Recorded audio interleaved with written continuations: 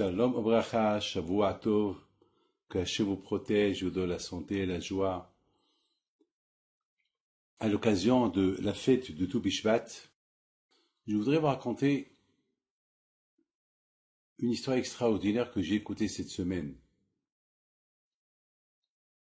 Vous savez que un arbre, s'il a pas de fruits,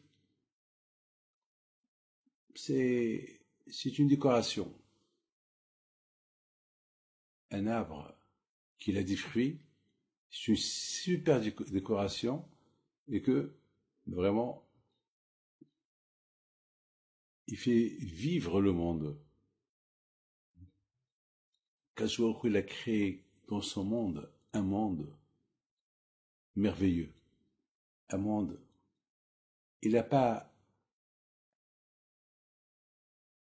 dit son dernier mot, que Shabbat, il arrive, que Shabbat Hashem, il a créé un monde complet. Il n'y a rien qui manque dans ce monde-là qu'Akadosh Baruch Hu il a créé. Hashem, il a décoré le monde avec des fleurs, des arbres. Vous savez, souvent je vais en Argentine, il y a là-bas des arbres que j'ai jamais vu dans ma vie.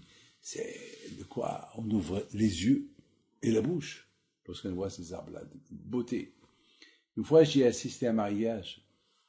Enfin, vous savez que le manger, il n'y avait pas de manger, il n'y avait que la décoration. Il fallait voir les tables, comment elles étaient décorées. Et les fleurs. Et total, il n'y avait pas de... Vraiment, c'était la pauvreté de manger. Ça veut dire, il y a eu un mariage de décoration. Un mariage de décoration. Il n'y avait rien du tout. De manger, je vous donne un parole d'honneur. Le monsieur qui a marié sa fille, il a importé des fleurs de l'Afrique du Sud. Il a frété un avion, $500 000 de fleurs. C'est incroyable. Bien sûr, c'est du gâchis tout ça, mais pour vous dire ce que le bon Dieu a créé dans son monde. Et Hachem, il a créé des animaux. Tou Bishvat, c'est la fête des fruits. Souvent, pendant toute l'année, on n'apprécie pas les belles fruits que le bon Dieu nous a donnés.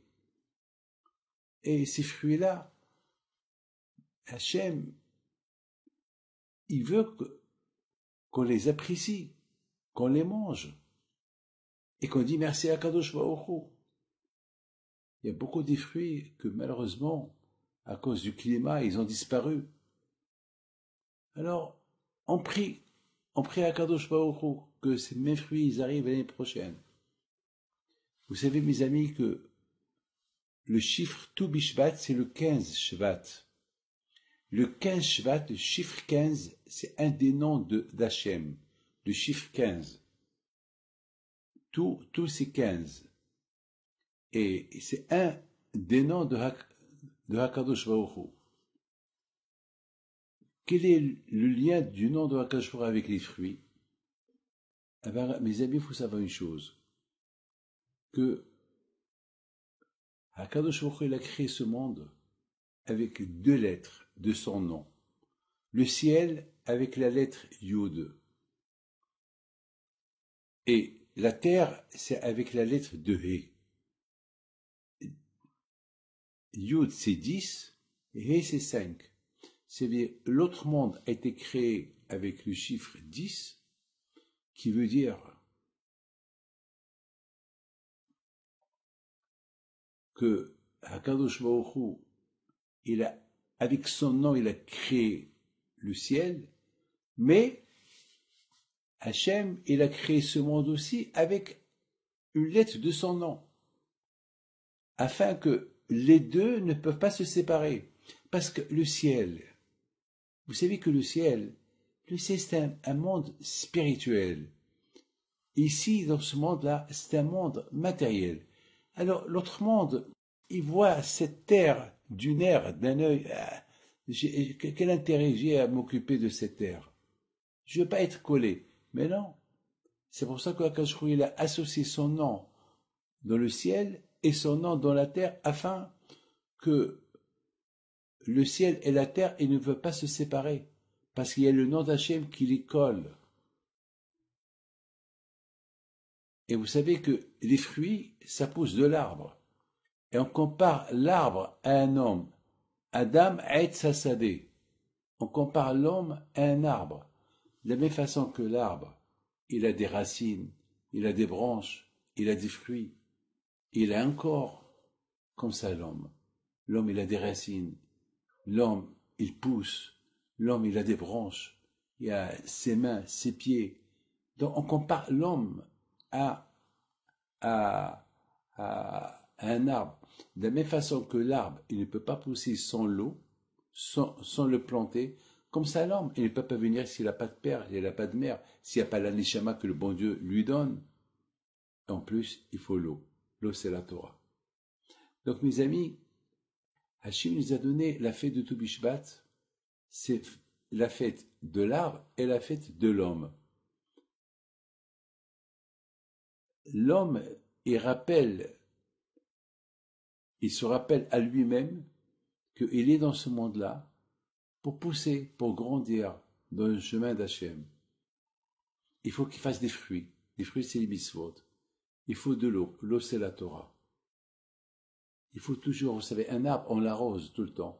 Ben, l'être humain, l'homme aussi, il doit s'arroser. Avec quoi il s'arrose? Avec de l'eau. Mais quelle eau? C'est la Torah. On compare l'eau à la Torah. Comme dit le prophète. Celui qui a soif de la Torah, qui va étudier la Torah? Celui qui veut connaître Hachem, qui va étudier la Torah? À Tou Bishvat, c'est en même temps la fête de l'arbre, qu'elle donne des fruits, et dire merci à Hachem, et c'est la fête de l'homme aussi. Que l'homme, il se rappelle que son but, c'est d'être un joli arbre, avec des fruits, ne pas oublier. Il ne faut pas qu'il oublie de s'arroser de l'eau. Il ne faut pas qu'il oublie son but dans ce monde-là. Il ne faut pas qu'il oublie de se marier.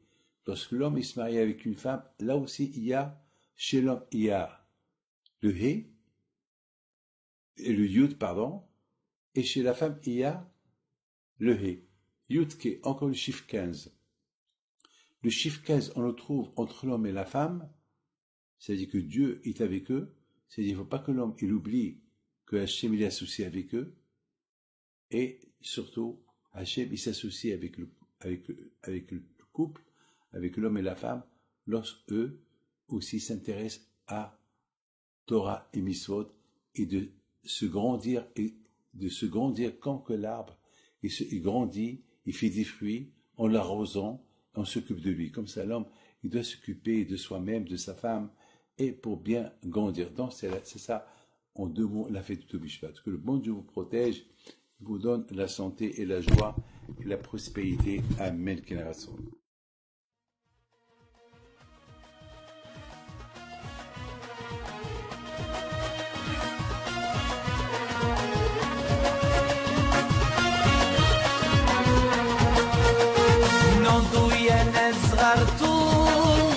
على ربيع حيم بنتو وقف لنا زيخو